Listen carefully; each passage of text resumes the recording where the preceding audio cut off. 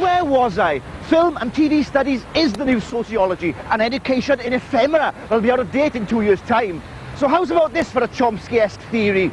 If Moses himself were to travel down from the Holy Mount today with the 10 Commandments carved in stone, the 6 o'clock news would only report on the first 3. You'd have to wait till Newsnight came out to find out what the other 7 were. Frenetically fast, cut and paste soundbite culture is turning our minds into soft, moist, malleable mush.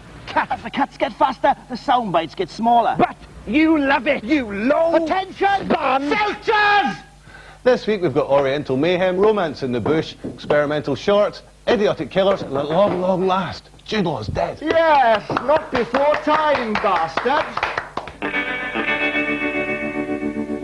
First up, Affliction. Nick Nolte, the human workman's bench, stars as lawman Wade Whitehouse, the solitary officer in the small non-event town of Lawford.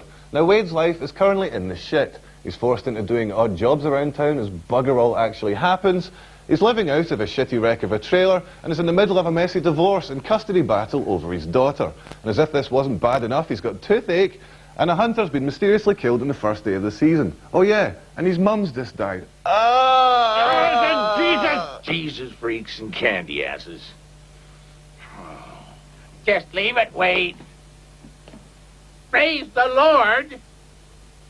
Just leave it, Wade. Oh, God. Come on, girl. If you ever touch her again, I'll kill you. I swear it. There she blows. Affliction is Paul Schrader's paean to the emotionally crippled males of America today, who can't communicate, who can't interact with each other, who can't speak honestly and truthfully and empathically with each other about things that are really bothering them, because they are stunted little emotional dwarf creatures, you see. The story is narrated by Rolf, played by Willem Dafoe, who's Wade's younger brother, who luckily can manage to leave the binding intolerance of a small snow-covered town to seek out further education.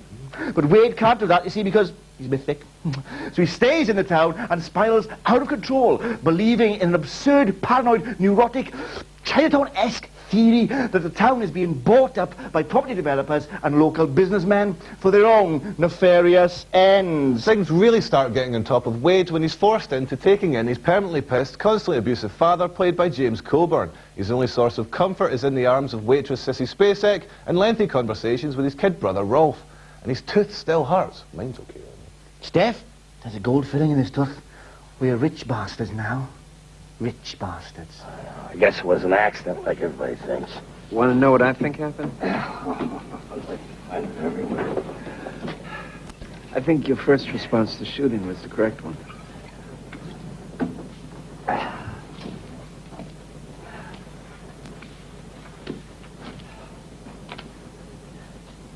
Which is? That it wasn't an accident. Directed by Paul Schrader, who wrote the screenplays for Taxi Driver, Raging Bull and Last Temptation of Christ, to name but a few, Affliction is a genuinely nasty tale of a man being driven slowly insane. Nolte is in fine form as a tortured cop, while Coburn, who won an Oscar for his performance, is fantastic as the domineering, alky bastard of a father figure. Oh. Always believing your soul. Affliction, eh? Nicholas Nolte was actually Oscar nominated for this role, but I found his veering between mumbling incoherence and frantic ranting a tad over-egged, to say the least. And as for the Walton-style John Boy voiceover from Defoe, which is really the voice of Schrader, somewhat mawkish and over-sentimental, to say the very least. But I suppose Schrader was trying to effect a degree of cinematic closure on these sad, lonely lives of quiet desperation from these burnt-out, shallow husks that are known as men. Affliction, it's out to rent now. Oh, next up, Cinema of Transgression, which starts off with a short called Nymphomania, a silent black and white tale of a sprightly young nymph being brutally raped by Pan, which just lets you know that for the next couple of hours, you're not going to be in for an easy time of things, as the Cinema of Transgression takes you on a journey through the darker side of 80s American experimental filmmaking.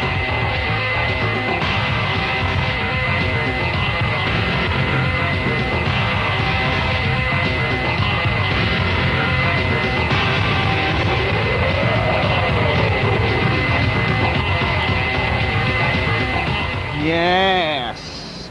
Well, What is it about these kind of people who constantly want to transcend all notions of taste and decency? Particularly these whiny, post-punk, avant-garde, so-called New York angry artists who act out interminably dull, black and white, Bruegel-esque, Dali-esque orgies of S&M over excess. That are all shite, by the way.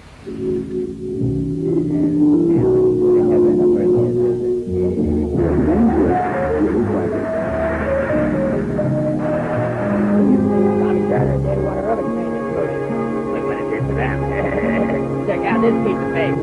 Hey, David. All right. Hey, piece of paper. What's the movies about? Where evil dwells. Interminably boring black and white cut and paste death metal soundtrack supposedly pointing up the alienation endemic in America's youth culture. They all wear black clothes, you see, because they have black thoughts that run through their black brains, pumping blood from their black, none more black hearts. We are the people your mother warned you about. Not!